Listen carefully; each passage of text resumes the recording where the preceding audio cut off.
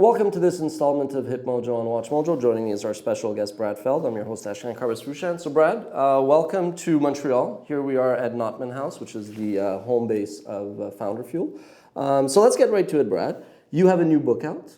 It's called Startup Life, Surviving and Thriving in a Relationship with an Entrepreneur. So tell us all about it. So Startup Life, which will be officially out at the end of January, but probably it's available for pre-order now, is a book I wrote with my wife, Amy Batchelor. And the essence of it is the two of us have worked really hard over the 22 years that we've been together to figure out how to be a successful entrepreneurial couple, where one of us is living this crazy entrepreneurial life. And we've got a lot of friends who have figured that out too, and we've got a lot of other friends who have struggled with it. And every entrepreneur I run into is either struggling with it or has struggled with it, and every partner is struggling with it. And it doesn't matter what gender, it doesn't matter whether they're both entrepreneurs, doesn't matter age, it's just hard. And so we tried to write a book that talks about our experience and many other experiences and gives some very practical advice, as well as a lot of philosophical advice about how to think about being in a relationship with an entrepreneur and how to be a couple that has that kind of cadence in their life. Now, so you've been married for 22 years. Were you ever at a startup together, like when you were an entrepreneur? Oh yeah. Okay. So I actually, Amy's my second wife. So I married my high school girlfriend, and my first company was one of the inputs into us not having a successful relationship. We ended up splitting up after 3 years. I like to say we got married, it was good for 3 days, and we eventually got divorced 3 years later. We had no kids, so it was more like a post-college breakup. But the fact that I was working 100 hours a week and that the startup was my priority certainly negatively impacted our relationship. Amy and I were friends in college, so we knew each other during that period of time, and she actually worked for a period of time. She was a fourth employee at this first company of mine. And so she saw, before we were involved in a relationship, sort of what that dynamic was. I like to say she knew what she was getting into.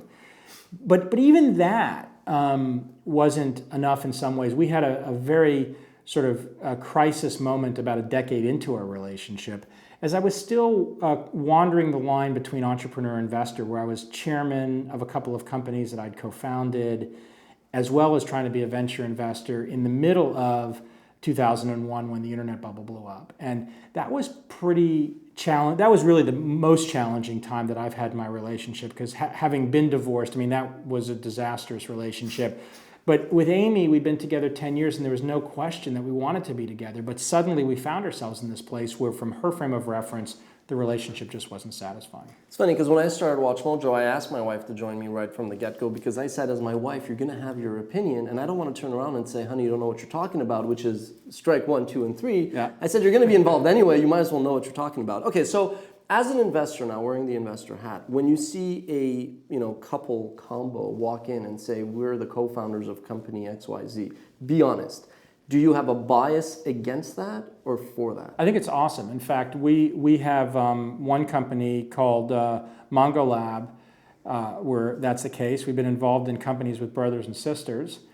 I was an investor in my uncle's company called Charlie Feld was his name. The company was called the Feld Group. So we've had plenty of cases of that.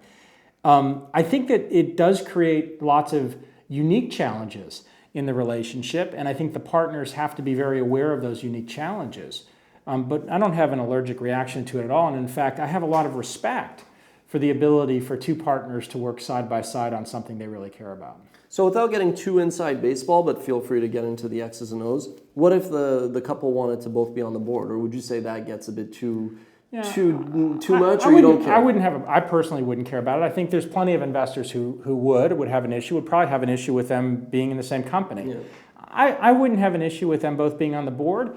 I would encourage them to think hard about the dynamics of that, because I think that you want to go into the business relationship and the personal relationship in parallel and be very, very clear about what your expectations with each other are.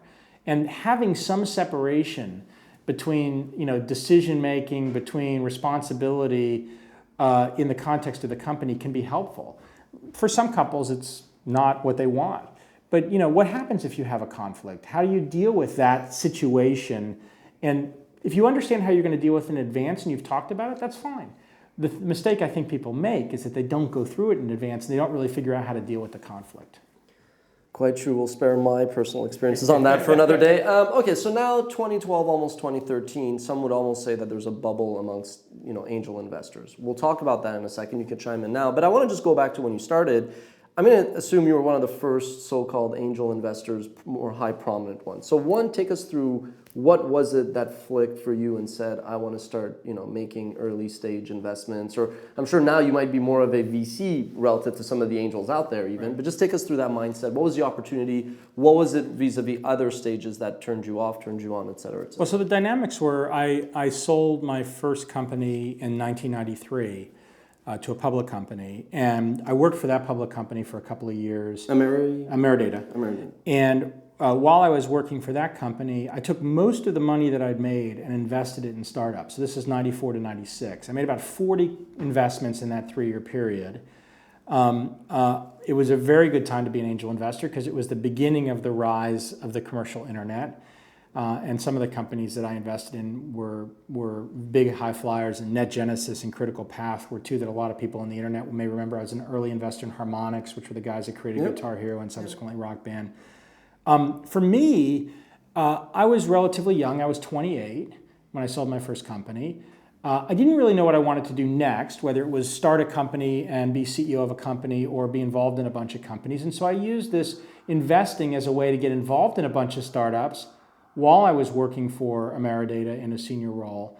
And when I left Ameridata, I just continued this investing dynamic. And as part of that, I helped start some of the companies. So I looked like a founding investor or chairman or whatever you want to call it in a handful of them. I really loved the early stages of a company. And to this day, I still love the early stages of a company. So I've never viewed myself as an investor where I'm simply trying to invest in the companies, but rather I viewed myself as somebody who engages very, very deeply with the entrepreneurs in an investor role, often at very early stages of the company's life. I also get to a place where as the companies become mature businesses, I become less interested. The things that turn me on, I'm a good board member of a larger company, but it's not as satisfying to me. And in a lot of ways, it's not really playing to my own strengths. And so I've been thoughtful about that as it's evolved over time.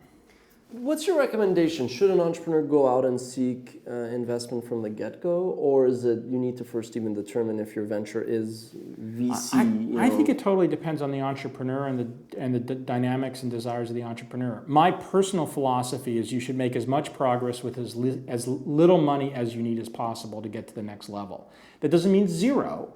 That means as little as you think you need. And the neat thing is you get to define all the parameters. You get to define how much you need. You get to define what progress is, right? I mean, that's for the entrepreneur to do. I think the mistake a lot of entrepreneurs make is this idea, I have to raise this money to go make this progress. And that's never true. I mean, my first company was started with $10. There are many, many examples of companies that were bootstrap businesses that didn't ever raise any money. What did you spend the $10 on? Just a URL? No, we had $10. We had 10 shares of stock. So I got 6, my partner got 3, and my dad got 1. I mean, we needed a little bit. We could have done $1 and done 10 cents, 30 cents, and 60 cents, right? We just needed a mechanism for sharing the stock. But that's the struggle of entrepreneurs getting confused about what's important and recognizing that the more progress you make, the easier it is to raise money, and frankly, the more the company you keep.